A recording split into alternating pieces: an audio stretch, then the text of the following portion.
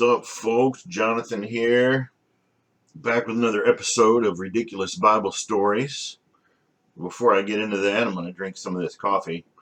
I just bought some coffee, shipped it from Vietnam.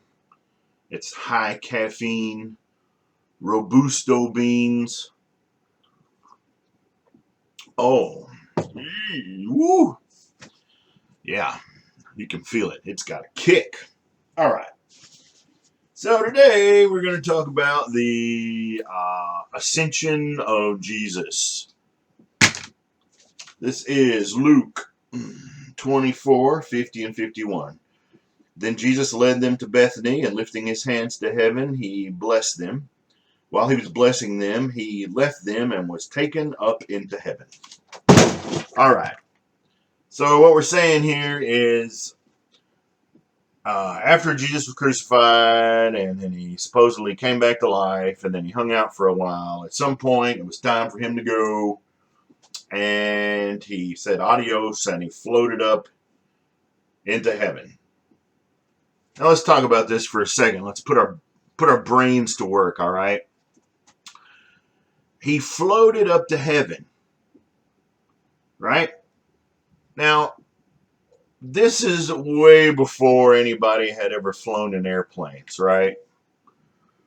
So, used to be in the old days, since going up into the sky or in the clouds, that was an impossibility. So there were lots of conclusions about what was up there, right? And among like all religions, they have some sort of spin on what was up in the unreachable areas. And the whole concept of heaven was supposed to be in the sky and the clouds up there. Now, when we got the airplanes going, we realized there wasn't anything up there, right? So then it was like, well, heaven must be like in space or further up. So then we get into space, and there's nothing there either.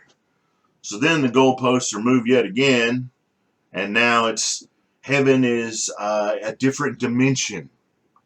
Well, if heaven were a dimension, instead of Jesus floating up into the sky, wouldn't he have just vanished right in front of them? Why would it say in the Bible that he went up into the sky? It's because then that area was a mystery. It was unreachable. There was no way to get there. So that was a great place to put something like heaven or God.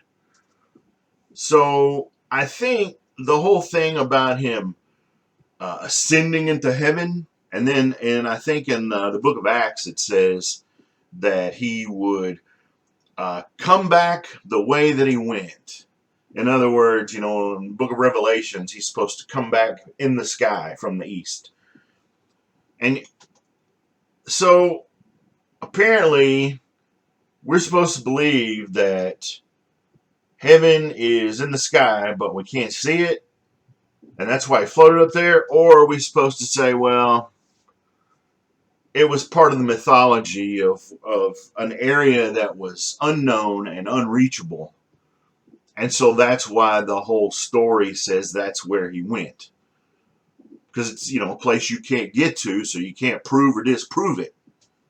It was impossible. It was unknowing. It was unknowable. But now we know. We know what's up there. Not much of anything. So is heaven in another dimension? And if so, why did he have to float up into the sky? You know what? I'm trying to make sense of mythology. And when you're trying to make sense of something that makes no sense, it makes no sense. It's ridiculous. Which is exactly why I've included this in Ridiculous Bible Story Time. So, hope your Thanksgiving was great. Have a great weekend. Shop till you drop. Party till you puke. What do you think?